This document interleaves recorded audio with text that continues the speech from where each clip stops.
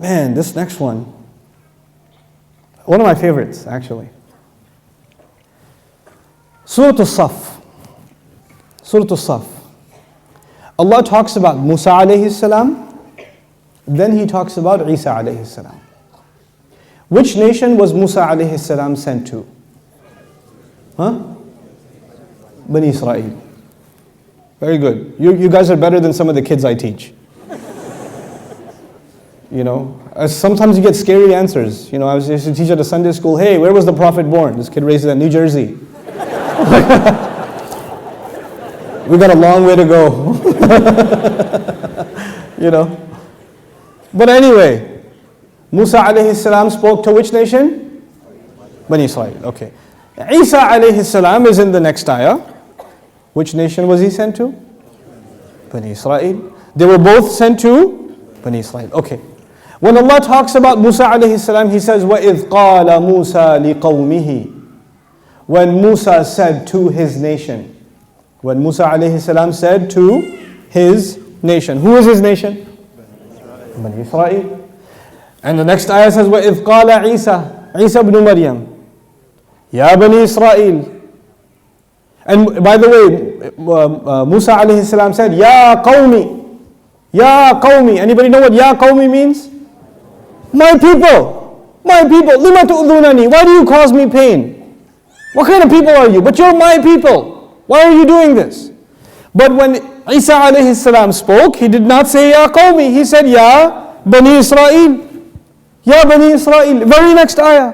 What's strange is, they're both prophets, they're both messengers, they're both talking to the same exact what? Nation. So how come one of them says, Ya Qaomi, and the other one in the very next ayah, Allah makes him say what? Ya Bani Israíl. You see, in Arabic tradition, to be from a nation, your father has to be from that nation. To be from a nation, who must be from that nation? Your father. If my father is Pakistani and my mother is Bangladeshi, then according to that, I am what? I'm Pakistani, even though my mom's Pakistani too. I'm just saying.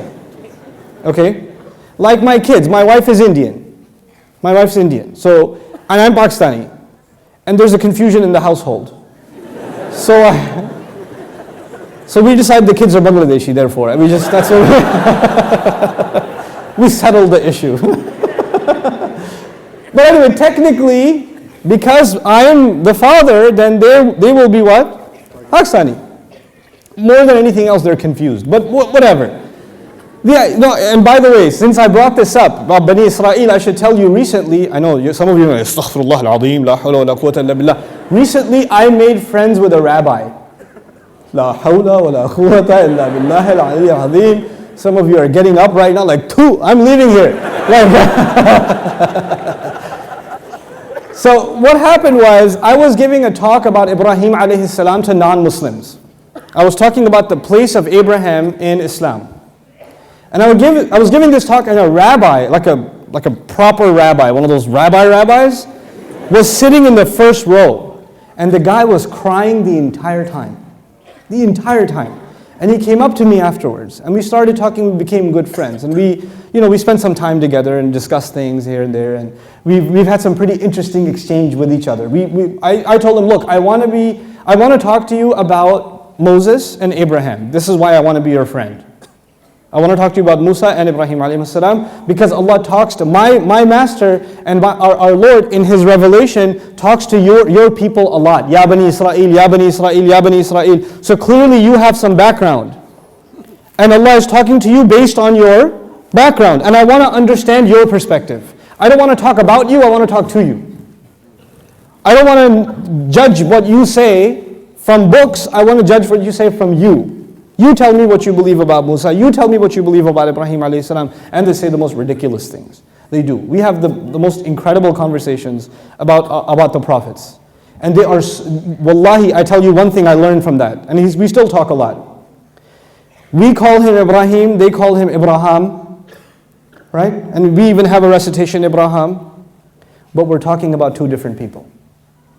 What we know about Ibrahim alayhi salam, they have no idea. We call him Musa, they call him Mushe, Torat Mushe. But who we call Musa in the Quran, and who they call, wallahi, when you read and when you hear what they say about these same people, you will say, you're not talking about my Musa alayhi salam. You're talking about somebody else. I don't know who you're talking about. That ain't him. You got the wrong address or something. Because we disagree on almost everything. Almost everything.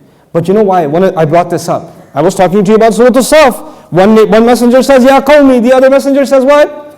Ya Bani Israíl. Why did I bring up the rabbi? Because the rabbis hold the opinion that to be from a nation, your mother should be from that nation. They have that opinion. That's in Judaism, in traditional Judaism, it's a recent development, but they have it. So he says, no, ethnicity does not come from the father, ethnicity comes from the mother. I said, okay, Rabbi, let's have some fun then. Musa alayhi salam ran away from Egypt. He ran to a place called Madian. Madian is Arab. You know that, right, Rabbi? He goes, yes, of course, it's Arab. It's Arab. Okay, and he met a man in Madian, and that man married his daughter to Musa. So Musa married an Arab. You with me, Rabbi? You good? Yeah, Musa married an Arab. Okay. Therefore, all of his children, according to you, are Arabs.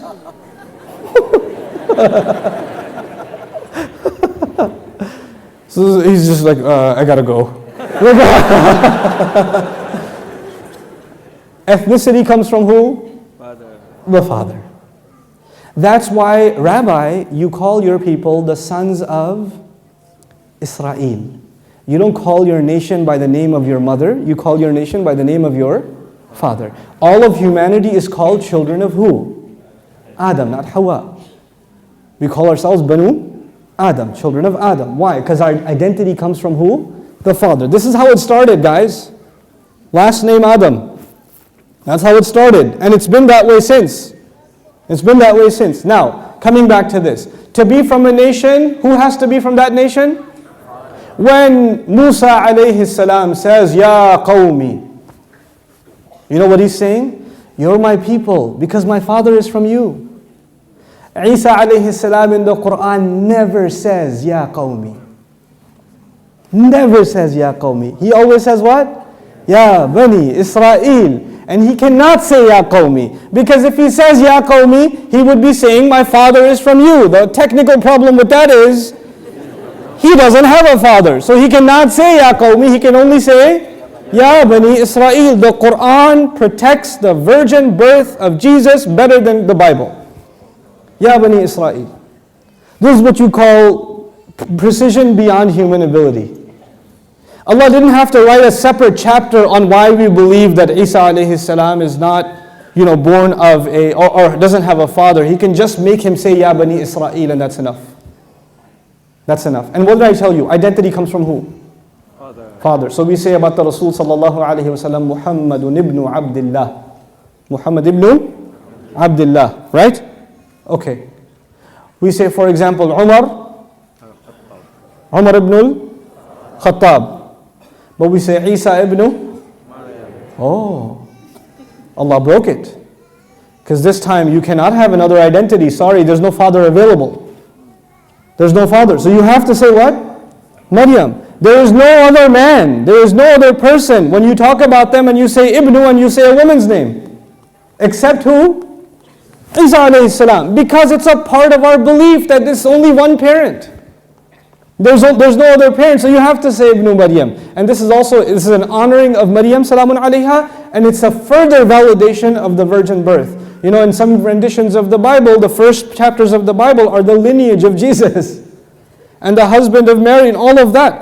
Quran completely cleanses the messenger and Maryam salamun alayha of this accusation. So this was the second example that I wanted to share with you.